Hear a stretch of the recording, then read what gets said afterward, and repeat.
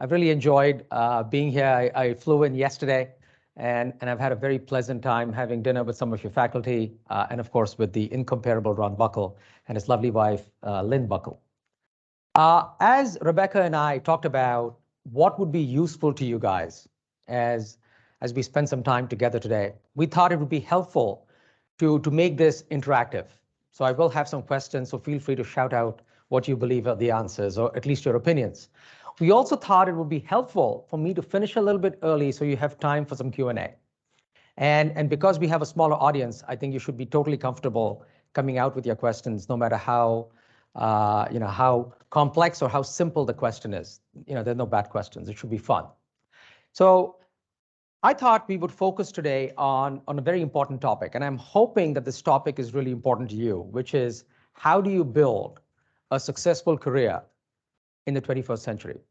So what's so special about the 21st century? Why is it different from years gone by? And what can you do to really be successful as you step out of Mount A and take steps in your career? So I've tried to make this as practical as possible, but I always take inspiration from an important, and of course, you have a little technical issue, so maybe you can just pull that out and put it back in, and it should work.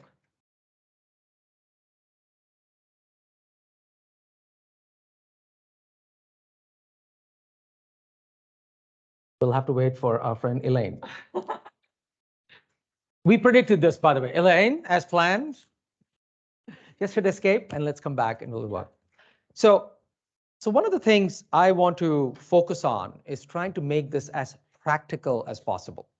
It's easy for me to talk about principles of management and principles of leadership and all that good stuff. And while that's useful, what I thought would be even more useful, thank you, that works, see? What I thought would be even more useful is to actually get into something practical. But first, I wanted to share something which has been near and dear to my heart for a long time. And it's this saying by a famous Greek philosopher, Aristotle. And he said, "We are what we repeatedly do. Excellence then is not an act, but a habit." And I thought I would start with that. It's kind of pretty cool, right? But then I noticed something interesting. You guys have been ranked the #1 university for 22 years out of the past 31 times. That's a 70% record of being #1 in the country. So what am I going to teach a bunch of overachievers is the question. It's a tough ask, isn't it? And then I thought, let me inspire myself. So I took a walk. I took a walk through your wonderful campus. I walked around. I looked at the chapel. I looked at the sports center. I looked at the football field and then the baby football field next to it. I walked around the campus. I went to the art center. And then I walked by the library. And as I thought about this, two thoughts came to my mind. First of all, knowledge is great. Knowing things is fantastic. There's nothing wrong with knowledge, right? But if knowledge was everything, then every librarian would be a multimillionaire. But they're not, with respect to all librarians. So knowledge isn't everything. Content isn't everything. Just knowing is not enough. So what is the difference? Well, the difference is doing. And I thought, who better than Ron Buckle, your alum who graduated from this very university, and someone that I worked for at the start of my career, and someone that I have deep respect for. And I saw Ron from up close. I worked for him. Well, he was technically my boss's boss's boss, but still, we kind of all worked for him, right? And then as I got promoted and I got closer to him, I noticed that the great thing about Ron, which inspired me, was not the knowing part. Lots of people knew stuff, but Ron did stuff. He took action. He took a little bit of knowledge and he applied it. And then he took some more and then he applied it. And I saw him, he graduated from this university with a degree in geology, believe it or not. And then went on to become a chartered accountant and then went on to work for Ernst & Young. But the important thing was he built new businesses there. He actually built a big IT business, a multi-million-dollar, which became $100 million, which became a billion-dollar business. And all of that was based on taking action. So my friends, today's presentation and discussion is about action. It's not just about knowledge. Knowledge is everywhere. The internet is full of it. You may have heard of this thing called Google. And it tells you everything you need to know at the snap of a finger. So knowing stuff is important, but it's not enough. You actually have to have the courage to take action, to apply your knowledge. And that is what we will focus on. Is that fair? Is that a good idea? Okay, I'm seeing lots of nodding. It's difficult to see how you feel behind those masks. But I'm trying to read the eye language, not the body language, all right? So let's get started. Let's get started with a very important topic. And one of the themes today is digital literacy. This is kind of an important topic. And it sounds complicated, but let me break it down for you. What is digital literacy? Digital literacy is not about being an engineer. It's not about knowing how to code. It's not about technology, right? Sure, digital is a type of technology, and we'll talk about that in more detail. But my focus is not on the technology. It's actually on how you use the technology to drive results. So first question, let's start with an easy one. What is that? What is that, ladies? What does it look like? Yes. Thank you. A round of applause for this man. You're absolutely right. It's actually a printer copier, right? It's a printer copier, and in some places they have this technology called fax. I'm sure you have no idea what it is. But that's a copy machine, right? That's the easy question. Here's the tough question. When was the copy machine invented? Roughly, the first copy. Yeah, again. Excellent answer, but you're off by 40 years. 1938. It's that old, believe it or not. It was invented before the Second World War. And in the first 70 to 80 years of its existence, the only thing that changed about the copier is the copier, the technology. That's it. They made it faster. They made it better. They made it brighter. You had color copiers come in, right? And of course, bigger. That thing is the size of a small car. So copy machines got bigger and bigger and bigger and more complex from 1938 to 2008. Nothing else changed. Companies like Xerox and Canon and other companies, they made these copy machines and they sold them to companies who bought them, and universities. I'm sure you've seen these copy machines all over campus. Yeah, I'm sure you've used them. And to Kinko's and to FedEx and to other companies who bought these machines and used them. In 2008, something very interesting happened. A liberal arts graduate said, why should a copy machine be a copy machine? When a customer buys a copy machine, what are they actually buying? Are they buying a machine with plastic and metal and glass? Or are they really buying the ability to make copies? And it turns out, when you buy a copy machine, you're not actually buying the rubber and the plastic and the glass. You're buying the ability to make copies. And then this person said, well, if that's true, why don't we sell copies? And the bosses said, what are you talking about? And he said, let me build a prototype where we connect this machine to the internet. This thing called the internet had become a thing. Let's connect it to the internet. Let's monitor it. Because when customers buy these big machines, they have to buy toner and they have to buy spare parts, and sometimes it breaks down, and then they have to call us, and we go in, and the customer hates it because it takes 3 days to fix it.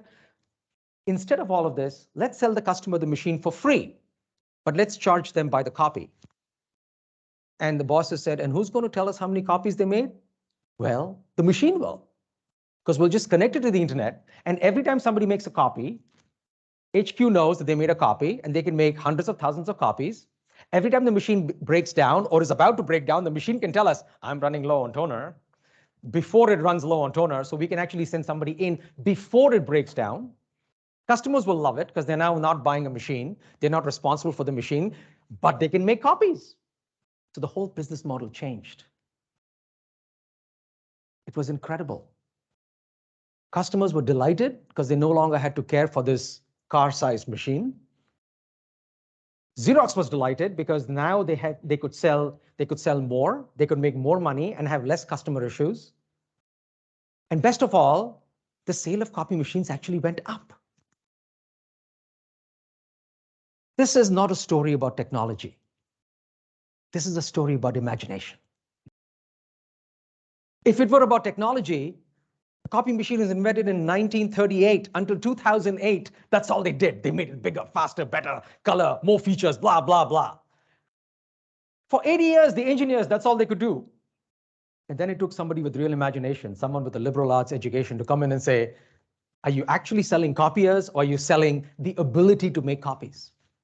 And boom, the world changed. Today, nobody buys copy machines anymore. They just buy the ability to make copies. You sign a contract, they put a machine, you don't even know what the machine is. They train you on the machine. It's very simple. And the machine basically self-manages. The only thing you have to put in is paper. That's it. Think about this, my friends. This is how the world can change.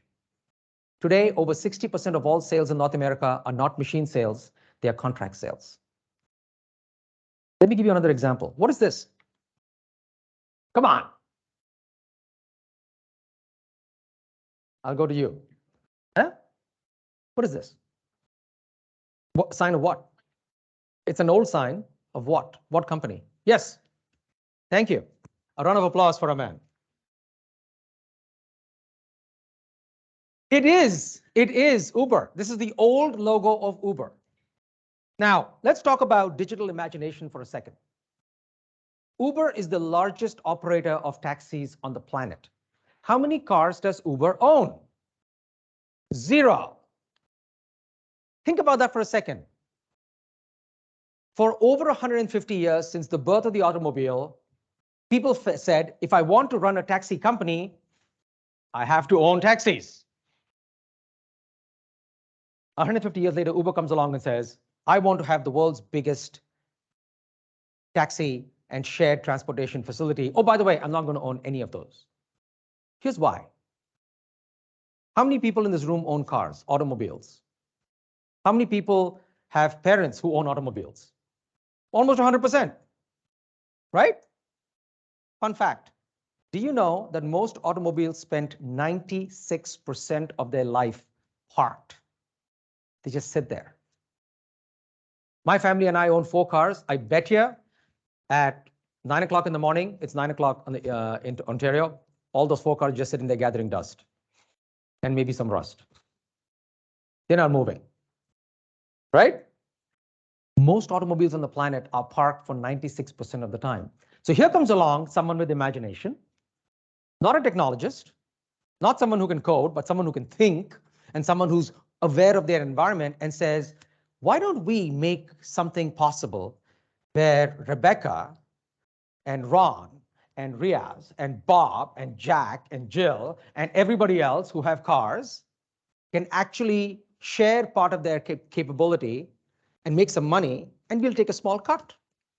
And what do we need to make all this happen?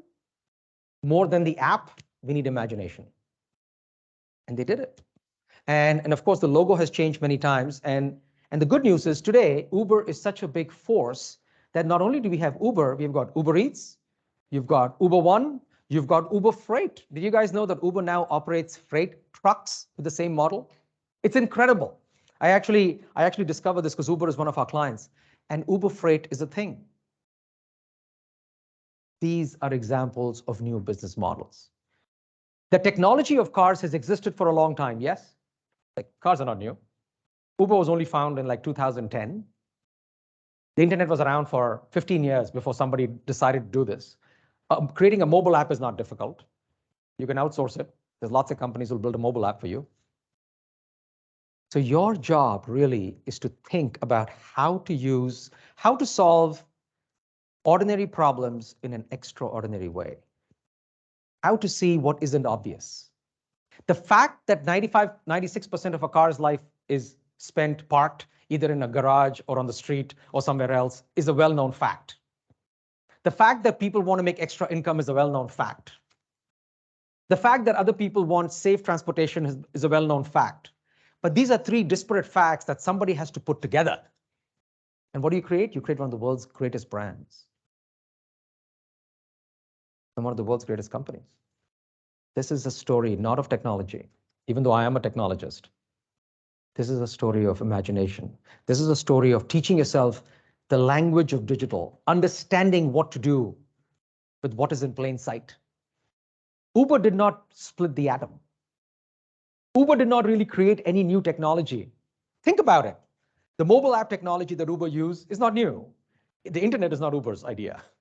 Cars are not Uber's idea. So what is? It is the combination of these, right? A little bit like cooking. The ingredients are in plain sight, and yet some people can cook and I cannot. Okay, what is this? Come on. Who said Tesla? Again, a repeat overachiever. Well done, sir. Well done. Now, you're not wrong. It is a Tesla, literally speaking. But I would submit to you that it is more than a Tesla. Let me prove to you how. And more importantly, why. So when Tesla first came out, and by the way, Tesla was one of my clients when I was at Cisco, and we actually supplied software to them. It was a wonderful experience. The terrifying part was when something didn't go wrong and Elon Musk called my boss. That was terrifying. But outside of that, it was great. So when Tesla launched, the first company to jump on the bandwagon was SiriusXM. I mean, that's kind of interesting, but not really. It's kind of ho-hum, right? Who doesn't have SiriusXM on their cars? Everybody does. You get a rental car, they ask you if you want SiriusXM. But here's where it gets interesting. AT&T came to us and said, hey, I want to connect Teslas to the AT&T network in the US. And we goes, that's interesting. And Tesla, of course, is a technology platform. So we had the chip in there, we had the capability.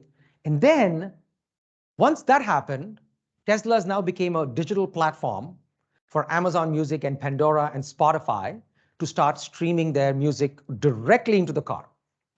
Not through your cell phone, but directly into the car. Something else happened. Tesla said, we can use this capability to upgrade our cars. So if you're a Tesla owner and you park your Tesla in your garage, the car connects in the night to the mothership, which is in California and Texas, and they actually do OTA, over-the-air updates. And the Tesla just updates itself. It's like your mobile phone. And when you get them in the morning, it could have heightened, it could have stiffened the suspension, it could have loosened something else, it could have self-diagnosed. All of this happens automatically. The car heals itself or improves itself. Like your phone. The phone you bought 6 months ago is not the phone you're using today. Yeah, it's the physical device, but the software has changed, right? And all of you can relate to that. That's what a Tesla does. And then what happened? Rogers came to the party. I know this because I work with these companies. Deutsche Telekom came to the party. Vodafone came to the party in the United Kingdom. Telstra came to the party in Australia. And suddenly your Tesla became a digital platform that could be used around the world. Fantastic. I was at Cisco at the time, and I acquired a company called Jasper for $1.6 billion. Seemed like a lot of money back then. Jasper had 25 million devices on their platform, and we bought it for 1.6 billion. We increased the number of devices from 25 million to 109 million in 12 months. And the valuation went from 1.6 to over 10 billion. Pretty good deal for Cisco, if you ask me, right? Again, what you see is the car. The magic is what you don't see. The fact that you can now do upgrades on the car automatically, the fact that you can have all kinds of value-added services, the fact that you can talk to your car and shop while you drive, while speaking to the car. It's incredible. The fact that the car orders its own spare parts, which get delivered to you. It's fascinating. So this, my friends, is not a car. This is a digital platform. And this is what I mean by digital literacy. Understand how to use things that are in plain sight to create things that can add tremendous value. Let's move on. Let's take another example. My final example is this. What is this? And this one you all know. The other two you're a little bit shy on. Huh? Tells you the change of times. This is Bitcoin. Now, whether you love Bitcoin or hate Bitcoin, I tend to not like it very much. But whether you love it or hate it, the fact is it's here. The fact is it is digital currency. The fact is Bitcoin is a very important part along with Ethereum and all the other digital currencies, right? So all of these digital currencies are here. Bitcoin is in the gutter right now. Good time to buy, frankly. But all of these represent a new form of digital payments, which didn't exist earlier. So my point is this. In digital, we are seeing the perfect storm. So I'm going to talk about a few technologies, not because I want you to suddenly become technologists, but because I want you to understand what is driving the digital revolution. So number one, without a shadow of doubt, is the mobile phone revolution. This started 20 years ago. This started in the late 90s when Ron and I worked together at EY. We had these devices called Blackberries made in Canada. They were fabulous. They had a little scroll wheel. I know this sounds like ancient history to you, but it was a thing. And BlackBerry started the digital revolution right here in Canada. Okay. Then came another technology called IoT. This happened about 10 years later. The Internet of Things. This is what I did at Cisco. I was president of the IoT business at Cisco. And IoT was all about connecting things like the car. The Tesla example is an IoT example. The example of the copy machine, that's an IoT example, right? So I lived this world. I'll give you a fun fact. IoT controls soil sensors in this province. New Brunswick is one of the biggest users of IoT in Canada. There's soil sensors in various farms in this province that wake up once a day for about 3 minutes. They connect to the internet and they give 3 readings: the temperature of the soil, the humidity in the soil, right? And if they find anything else, which is the X factor, they find any other reading, they give that reading and they go back to sleep. That's it. And this is hugely helpful. It has helped increase productivity of crops by almost 30% across North America. All right. So IoT is big. The other piece is payments. PayPal, which is Elon Musk's first big company, and many others have made digital payments very reliable. When I was your age, digital payments were completely unreliable. Today, it's the normal thing. I'm sure. Who in this room shops online, like from Amazon or other things? Show of hands. Is there anybody who does not shop online? Almost nobody. I'm looking at you, Elaine. Do you shop online? All right then. So this is important. Without payments that are secure, you cannot shop online and you cannot do anything online. The other piece is AI. Canada is actually the world leader in AI. We have lost our leadership in smartphones, sadly, but we are the world leader in AI today. My company in Toronto, the company that I lead, has a lot of AI technology that is doing really well. What's making all of this run better? The plumbing. And the plumbing is based on 5G today. So 5G, or the 5th generation of telco technology, is making all of this technology run better. Okay? So this is what is driving the digital revolution. This is the perfect storm that is driving digital today. So if you think about it, I spoke about 3 things. New business models, remember the copier, new digital services, remember the Tesla, and new digital currencies, remember Bitcoin. So what does this mean for you? Let's break it down. There's 3 broad areas of careers that you should aspire to. The first is in consulting and design thinking. Super important. All kinds of management consultancies are sprouting up. The big consultancies, the small ones, the medium ones, they love having people like you. I hire a lot of non-engineers in my company. Why? Because I want imagination. I want creativity. I want people skills. I want people who can connect things that are seemingly unconnected. You know, 95% of all cars, 96% of the time, cars are just sitting there. People want safe transportation, and taxi companies don't need to own taxis. Put those together, boom, you create Uber. So that is design thinking. Number 2, corporate roles. Every company today is a tech company. Banks have massive tech departments. Canadian Tire, big retailer, huge tech department, right? So you could get into one of these and do great work. You don't have to be an engineer to work in digital. And finally, entrepreneurship. My boss, and in previous lives, one of them got an award for being one of the big tech CEOs. What was his major in university? English literature, to be precise. So think outside the box. There's lots of opportunity out there for people who want to combine these things, which are in plain sight, and make something beautiful. All right, let's move on. So the first pillar of success, I believe, in the modern world is digital literacy. I prefer the term digital imagination, but literacy is a great start. If you're not literate, you're not going to imagine in that, right? Number 2, financial literacy. Let's talk about this one. This is the one that people cringe at because it's not as exciting. But let me tell you, super important. Let's talk about something all of you know about, inflation. Has anybody in this room heard about inflation? Show of hands. Look at that, everybody has, right? Even the guy who just showed up, welcome. So he's heard of inflation. And this is important because inflation is a real thing. Does anybody know what the governments are doing to control inflation? Yes, sir? Good man, let's give him a round of applause. That's pretty good. Bang on. You could not have said it better. But the key, my friends, is understanding why interest rates will help inflation come down. I would submit to you, don't become a macroeconomist. I don't recommend it. But understand macroeconomics. Understand how the world works. Understanding how it works is as important, right? Be like Ron. He did not grow up in IT, but he understood about IT to build a billion-dollar business because he took the time to understand and then, of course, to take action. But understanding is the first step. Let's talk about something else.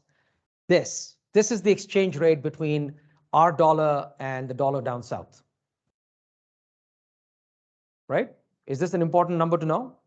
Is this an important trend to understand? Yes. My company, all of our employees, most of our employees are in Canada. Most of our revenue is in the US. Happy days, right? But this is important because it will influence things like sourcing, like where do you source your materials from? It'll influence things like labor markets, where do you hire people? It'll influence things like your target markets. Which markets do you go into? Which markets do you avoid, right? So again, I'm not suggesting you become a macroeconomist, but I'm suggesting you understand the impact of macroeconomics in your life. Let's move to micro. Let's move a little bit into something very simple. The language of business is accounting. Again, I'm not recommending you become a CPA unless you want to, but I'm recommending you understand how accounting principles work. What is an income statement? What is a balance sheet? What is COGS? What is EBITDA? What are margins? What are gross margins and net margins and operating margins? Understanding this is supremely important. If you go to Spain, knowing a little bit of Spanish is a good idea, yes? The same thing. You're going into the world of business, speaking the language is a good idea. You don't need to be an expert in speaking Spanish. You don't need to write poetry in Spanish, but you need to be able to order coffee and get directions and talk to people. And that's what I'm recommending. If you can speak this language, you can get along with a lot of different departments in whatever company you choose to work for or start. All right. Along with this is finance. Now, sometimes people confuse finance and accounting. It's understandable, right? It's like Spanish and Portuguese. But I would recommend finance is different than accounting. Finance is about strategic thinking about future cash flows to the present, NPV, things like IRR, the internal rate of return, EVA, economic value added. Finance is about strategic decision making. Accounting is about keeping track and future projection. So you have to learn both. Start with accounting. It's a simple idea, and then go on to learning a few principles of finance. It doesn't matter what you major in. Like, as I said to you, one of my colleagues who majored in English literature, CEO of a company, a tech company, and but he understands finance. So I would strongly recommend this. The third thing I would recommend, which is not often talked about in universities or in the general media, is personal finance. Take charge of your own life. Take charge of how your own financial situation is today and what you want it to be when you're 25, when you're 30, when you're 35, when you're 40, and hopefully you make it, to 100. But make sure you have a plan for what your personal financial situation should look like. Okay, and this includes things like budgeting. Start with simple things like budgeting. How are you going to live on how much you make? Long-term investing, and I say long-term because most of you have most of your life ahead of you as opposed to behind you. So the long term is your friend. And of course, passive income. Passive income is what sets you free. When I was 20, I was very fortunate to read a book by a gentleman called Dolph D. Roos. He was a PhD in chemical engineering. He does not recommend chemical engineering. He recommends instead passive income and passive investing. And he said, buy a lot of commercial real estate and you'll be happy for life. Absolutely right. 20 years later, or 25 years later. Dolph, thank you. That was the best advice I ever received. When you have a lot of passive income coming in and you can live off your passive income, you're completely free. For me, freedom is when your passive income exceeds your monthly expenses. Because then you work because you love to work. You don't work because you have to work, right? It changes your mindset. I recommend working, but I don't recommend working under duress. I recommend working because you love it. It's like you play football or you play tennis or you play whatever sport you play, you go skiing because you love it. Nobody's ordering you to go skiing. The same way you should go to work because you love it. Passive income is the key. Yes. Yes, absolutely. I will absolutely. The name of the book is Real Estate Riches by Dolph D. Roos. Look at that. We have questions during the presentation, even better. Bring them on. All right. So my second pillar that I would strongly recommend in your life is financial literacy. Take charge of your finances. Understand how the macroeconomic conditions work. Understand the language of business, which is accounting and finance, right? And don't let it be an excuse. If you're smart enough to get into Mount A, you're smart enough to learn finance. That's simple as that. Pick up a book, read it, right? Go to the same librarian and say, hey, can I get a book? And then use that knowledge so that you can actually use it in your life, right? What's the third pillar? I would submit to you that the next pillar is a complex one. It's cultural. And this one is about cultural competency. And I know you have some sessions on this today, and I'm sure you'll enjoy them. But let me give you my perspective on this. There are two trends that you have to be aware of. The first trend started in the year 1990, or thereabouts. The second trend is only 2 years old. So the first trend is globalization. Globalization is when the world started behaving like a village, when people started traveling to different parts of the world regularly, when people came here for education and then went back and came back and things like that happened, when capital started moving. For example, today, one of the biggest owners of real estate in the United States are the Arab world, the Arab nations, right? One of the biggest investors in Canada has always been the United States, but also now increasingly China and Europe. Europe is a huge investor in Canada. One of the biggest owners of real estate in London are Russians. This is all examples of globalization, right? But globalization is a thing. If you look around the classroom here, you probably see a lot of nationalities represented.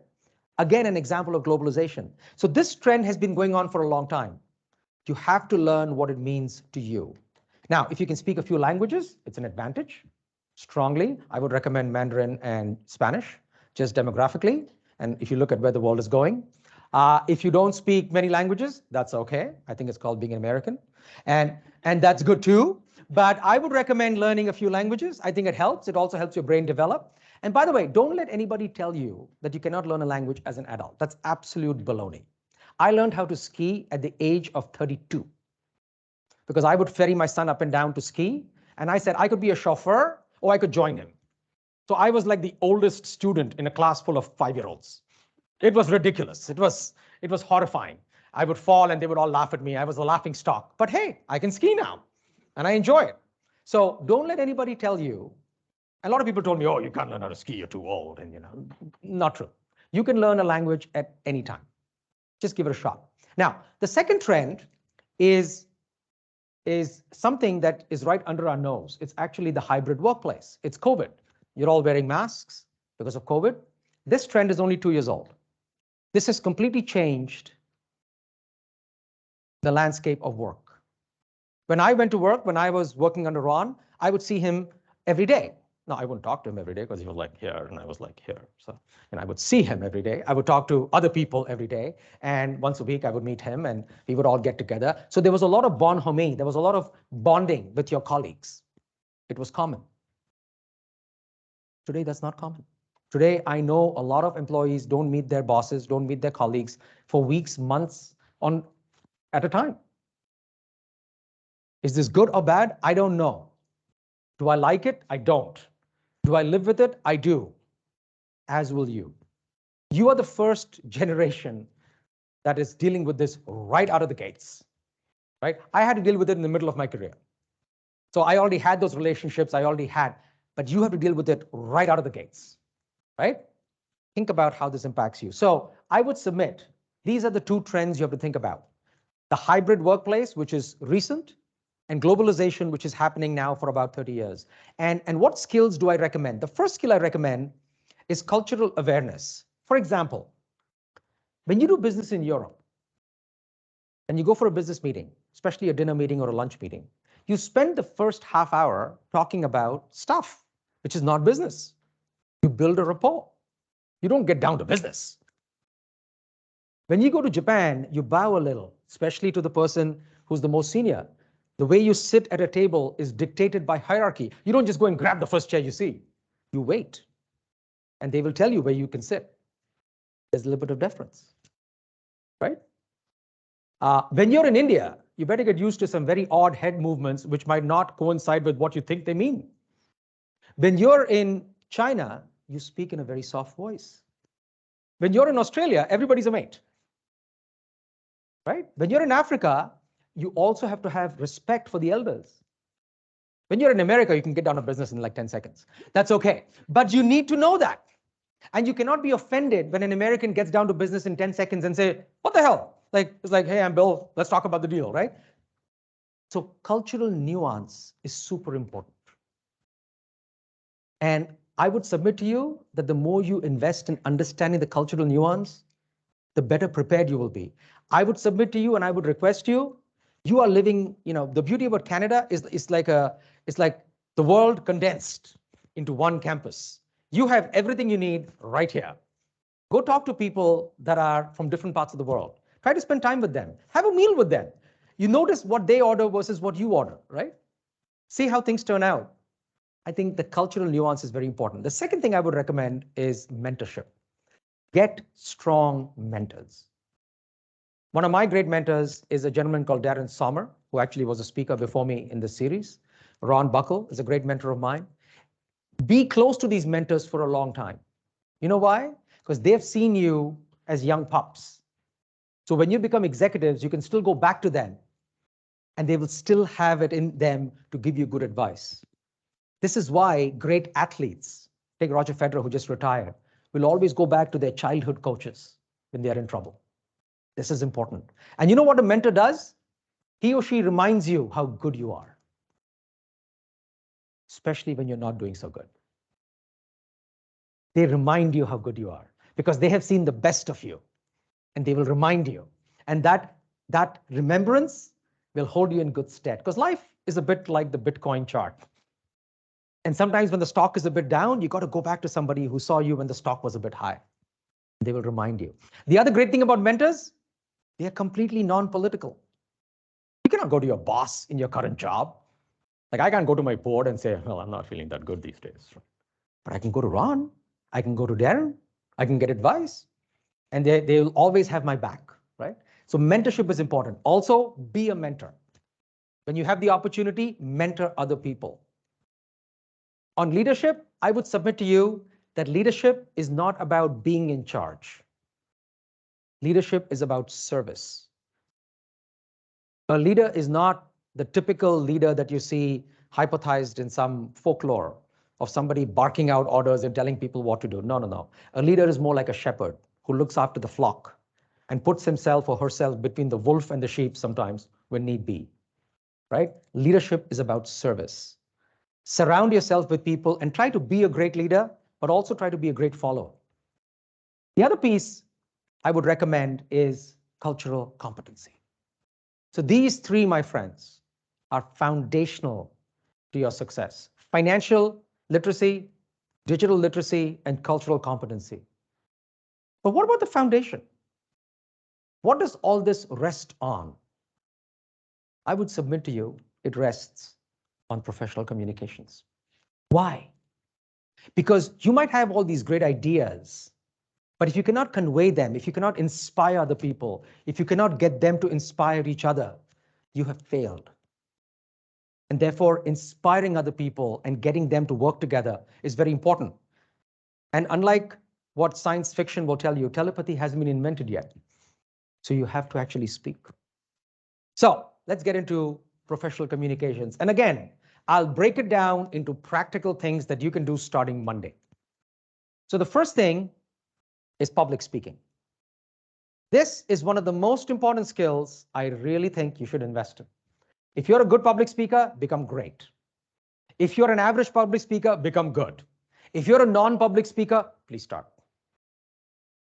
There was a survey done about 10 years ago on the biggest fears that humans have, public speaking came out number 1. Death came out number 2. It's true. It's true. So I was thinking to myself, if you go to a funeral, people would rather be in the casket than deliver the eulogy, which is ridiculous, right? Think about that. Public speaking is number 1. Death is number 2. COVID didn't even crack the top 3. Why are we scared of public speaking? Why? And I'll give you a little tip that you can carry for the rest of your life. Remember this, my friends. And this is true in every culture, in every country, in every language. Remember this. The audience wants you to do well. They are rooting for you. You know why? Because human beings by nature, we are social creatures. We are empathetic. When somebody falls, we go, oops. When somebody feels pain, we go, this. Why? Even a small baby does that. You know why? Because we're empathetic. None of you in the audience is hoping that I screw up. Is anybody hoping I screw up? And even if you are, don't admit it. But the point is, this is true of every audience. And I've been in audiences around the world. I've been in audiences as small as 3 people. I've been in audiences as large as 15,000. They are rooting for you to do well. Remember this and it'll set you free. Because what happens is we put too much pressure on ourselves when we come to give a speech. We feel, oh my God, I need to be perfect. We need to get everything right. The technology didn't work. You know, Elaine came in, we solved it, big deal. You didn't think any less of Elaine or myself or technology. Be human.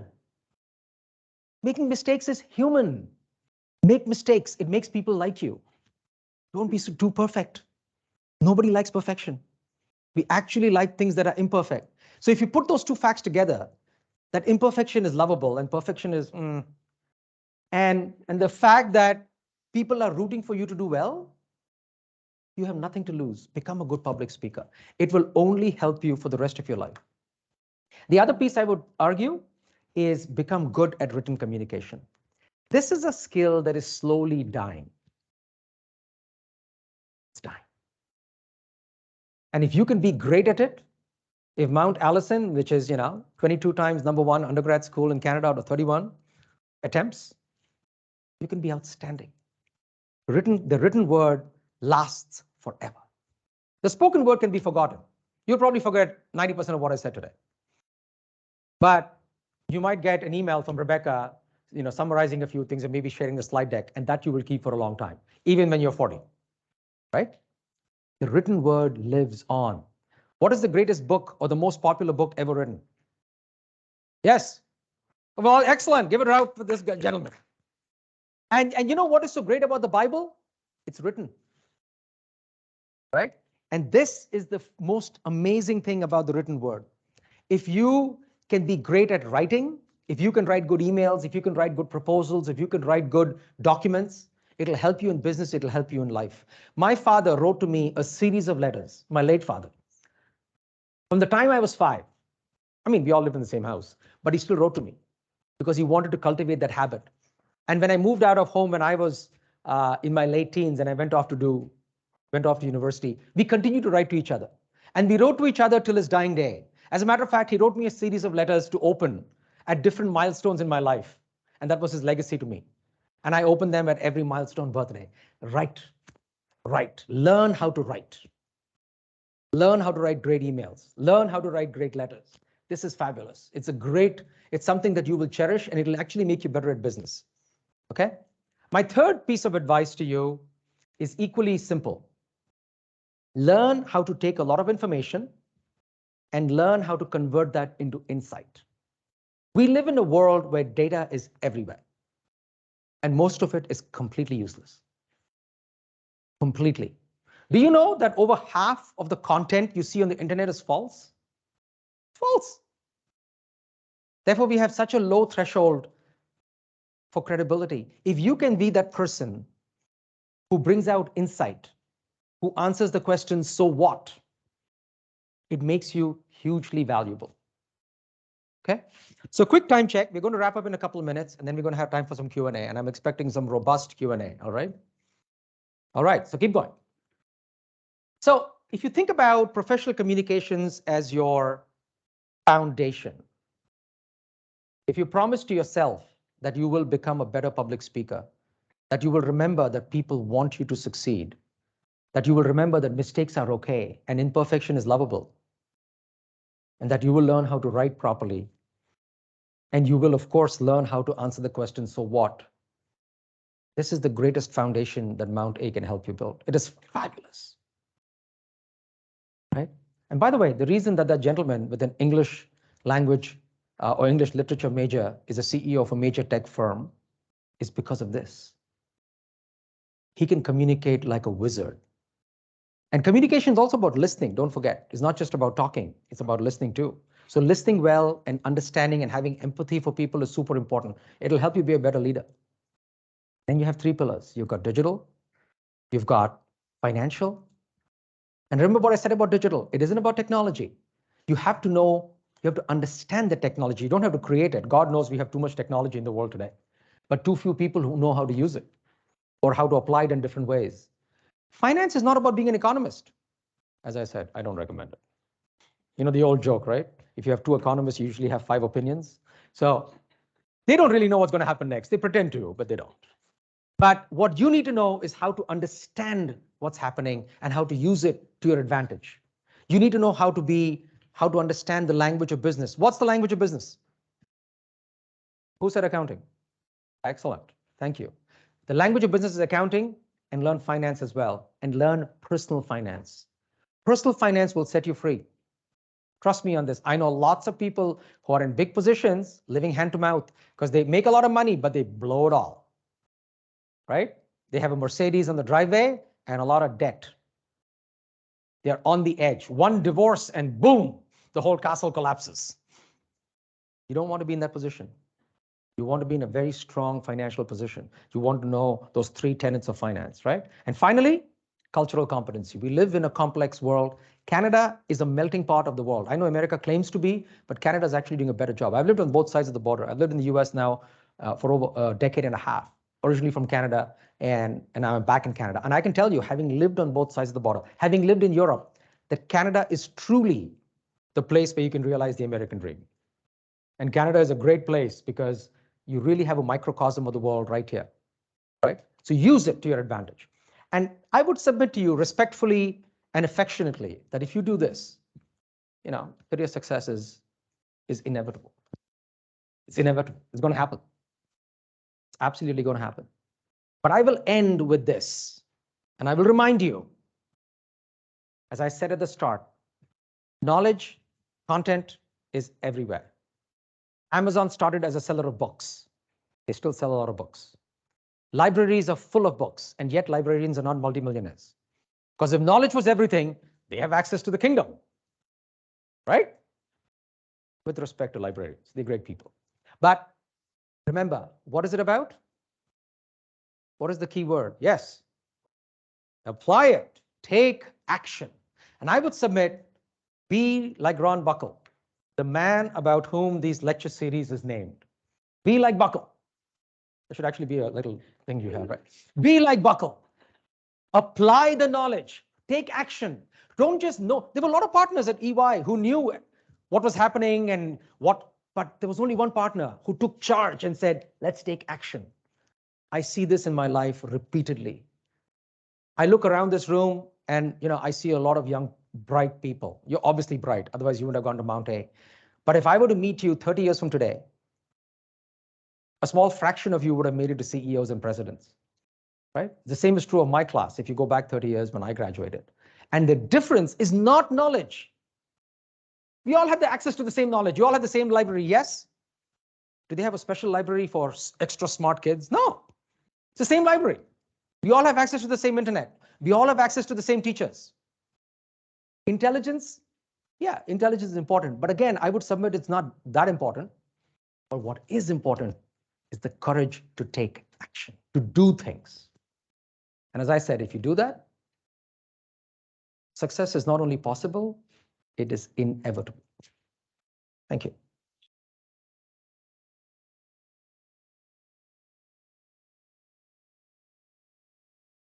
So shall we go to some Q&A? Yes. We actually have about 8 minutes left, so I think we can address at least 8 questions, probably more. So we'll keep it nice and open. Just shout out your question if you have one, or a comment, or a reaction.